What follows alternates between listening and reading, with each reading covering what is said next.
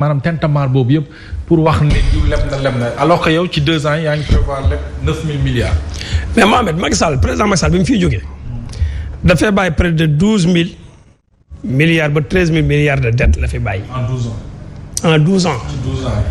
yow en 2 ans yaa ngi ci déjà 9000. waaw te quand on dit que y a des pays endettés booy leb dafa am lu tax ngay leb mais. bor yi fi président Macky Sall lépp ñu ngi koy jël ci BRT bi. ci infrastructure ñu ngi ciy dugg. ñu ngi ciy dugg ci TER bi Dakar Diamniadio donte ne woon nañ mënut a weesu Colobane mu ngi Diamniadio mu ngi AIBD mun nañ ci génne près de 3000 kilomètres de route bien goudronnées en dehors des routes latéralisées bi nga xam ne PUDC moo koy taxawal. On peut en sortir des infrastructures, des autoponts, etc. Stade Abdoulaye Wade, il y a combien de stades qui ont été rénovés sur l'étendue du territoire national du Sénégal? Donc, da ngay xool le pourquoi bor bi am ndax fi ñu ko dugal am na njëriñ si am na njëriñ parce que arène nationale bi chaque jour mu am combat. Stade Abdoulaye Wade norme internationale FIFA la chaque jour mu am combat Marius Ndiaye barki dem nañu ko inauguré wat dans les régions Elimane Fall bu Diourbel et cetera. les autres ponts nga ñëw moo tax noonu ngay nattee. en plus des infrastructures routières. en plus des infrastructures routières yoo xam ne à travers les routes qui ont été goudronnées de 1960 en 2012 Sénégal 750 kilomètres de route la nekkoon de 2012 à nos jours le Sénégal est à près de 3000 kilomètres de route. te ñu ngi ci boole autoroute yi. Dakar Mbour Fatick Kaolack. Dakar Saint-Louis autoroute bi mu ngi dox. Ila Touba xam nañ ko boo demee biir Casamance àll bi yëpp ay tali la. pont bi Casamance. nga jël pont Dakar Gambie Foundiougne bi et cetera moo tax ma ne la y a des réalisations visibles et palpables yoo xam ne tey mun nga cee natt bor bi. léegi nag boo ci président Macky Sall soo gënee le bilan immatériel mooy les marchés à gré yi ñu utilisé comme élément de campagne wala les surfacturations mais boo dajalee les marchés gré à gré les surfacturations boo ko dajalee ba mu motul budget au Sénégal c'est qu'il faut que aussi sénégalais yi ñuy waxal ñuy comprendre que ne pouvoir bi tout le temps élément de langage am non dañoo jël alal mais saa ci ñu budget bi président Macky Sall janvier février mars 24% lay utiliser ci budget 2024 bii. 24%. la ñu utiliser ci budget 2024 bii 24% lañ ci utiliser sur un budget de 7000 et quelques milliards. et que la Banque mondiale avait dit à cet état que boo jëlee budget Sénégal 7000 milliards yi bu ngeen demee bay leb ba budget bi bu demee ba mat ba cete ba ngeen nar a leb 300 milliards doog ngeen di leb. mais état bi diggante avril mai juin juillet ils ont fait un emprunt de 800 milliards pour recoller le budget tubaab bi ne leen def leen donc 500 milliards yi ci tegu pour lan la. justifiez-le ils ont un problème de justification de ce budget 1150 milliards ont été empruntés par l'état du Sénégal actuel. avril mai juin juillet Moustapha Guirassy toog ak Maïmouna Ndour Faye tout le temps je le dis bi ko Maïmouna Ndour laajee ne ko 1150 milliards yi pour lan la mu ne ko 60% ci bor bi ñu leb day dem ci fay boru entreprise privée yi ne ci réew mi mais boru entreprise privée yi ne ci réew mi seen bor yeggul 250 milliards 235 milliards la donc 1150 milliards boo ci génnee 135 milliards wala 250 milliards mais le reste de l'argent anamu on fait des prêts fa la dugg bu fekkente ne ay réforme institutionnelle la nañ ko leeral parce que la transparence voudrait que mbooleem dërëm boo xam ne état bi jël na ko ci turu Sénégal mu leeral ko li tax ma ne nag difficulté la ci ñëpp mooy ñun ñoo koy fayatiwaat te nag dafa am benn mbir bu ñu wax xam nga dañ doon wax naan le Sénégal est le 25e pays le plus pauvre au monde mais depuis le 19 décembre bii passé Nations Unies génne na benn kii bu bees boo xam ne benn notification bu bees boo xam ne dafa génne Sénégal ci les pays les moins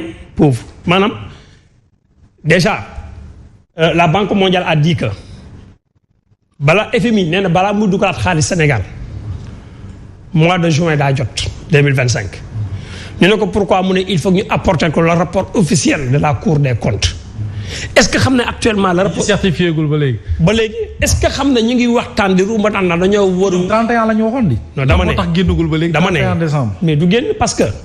ñu ngi wax naan est-ce que instant dañu wut ay cabinet d'audit pour ñu auditer waat rapport bi dafa am ay couac yoo xam ne dafa am parce que dañ ne l'assemblée générale de l'ONU aurait pris le 19 décembre 2024 une résolution entérinant le retrait du Sénégal et du Cambodge de la catégorie des pays les moins avancés. C'est le sacre de plusieurs années d'efforts soutenus dans le cadre du PSE. Le nouveau régime opte pour l'omerta sur cette question. Ce sacre est curieusement en porte-à-faux avec la théorie du Sénégal, pays qui serait en ruine. Un pays qui serait en ruine, Nations Unies du ko génnee ci les pays en moyennant endettés. Gis nga nag notification des chiffres falsifiés bi nga xam ne le premier ministre annoncé woon na ko andil na Sénégal gàllankoor gu bari sur le plan international andil na ko benn gàllankoor gu bari ñu war a poser waat la question le rôle de la BCEAO qui siège au Sénégal siège bi moo nekk Sénégal mais le directeur n'est pas sénégalais et les techniciens ñoom balaa ñuy laal alalu Sénégal mboolem bor bu jógee bitim réew BCEAO da ci am wàll ñu war a poser la question nos experts qui sont au ministère des Finances en commençant par le ministre actuel des Finances bi nga xam ne il était le directeur général de la programmation du budget du Sénégal avec Moustapha Ba yàlla na ko yàlla yërëm avec le régime du président Macky Sall donc y a beaucoup de paramètres yoo xam ne Cheikh Diba laa bëgg a wax yoo xamante ne tey jii mais bu ñu demee ba ne y a des falsifications des chiffres mais on devrait nous éclairer que le pourquoi 2024 bii Sénégal dugg ci emprunt wu près de 4000 milliards. alors et ces 4000 milliards. dañ ci dugal ay budget yoo xam ne. très bien alors dama lay jox quelques chiffres rek. quelques chiffres yu bi ba ñuy def vote du projet de loi rectificative bu 2024 muy loi de finance bi rectificative 245,9 milliards yi ñu ngi ko jagleel provision supplémentaire sur les intérêts sur la dette en raison du renchérissement des conditions d'emprunt. 5 milliards yi ñu ngi ko def loolu siiw na 5 milliards yi ñu ngi ko jël def ko ci indemnisation des victimes des manifestations politiques préélectorales 9 milliards dépenses urgentes la d'investissement 140 milliards ay mesures de soutien au prix des denrées de première nécessité mooy xam naa peut-être subvention yi ci dund gi muy denrées de première nécessité yi njëgu dund gi 73,67 milliards ñu ngi ko def au soutien au secteur agricole règlement d'arriéré mooy arriéré de kii ñu amoon ay gars yi amoon 289 milliards additionnels de subventions au secteur de l'énergie pour Sénélec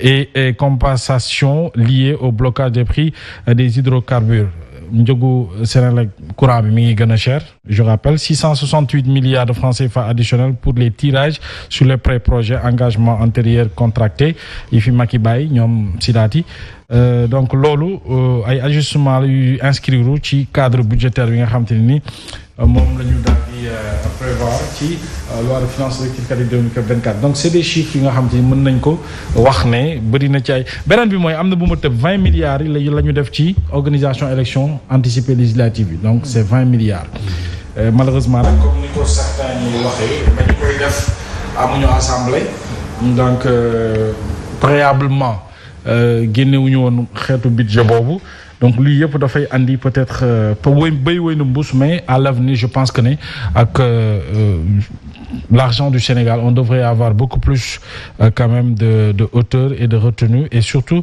de politique publique claire pour que boole ci Sénégalais yi ñu mën a xam seen xaalis fan la dugg. Mohamed gis li nga wax noonu. Très rapidement. Il faut que cet État soit en phase avec les bailleurs yi financent Sénégal soit comme je prends exemple l'FMI.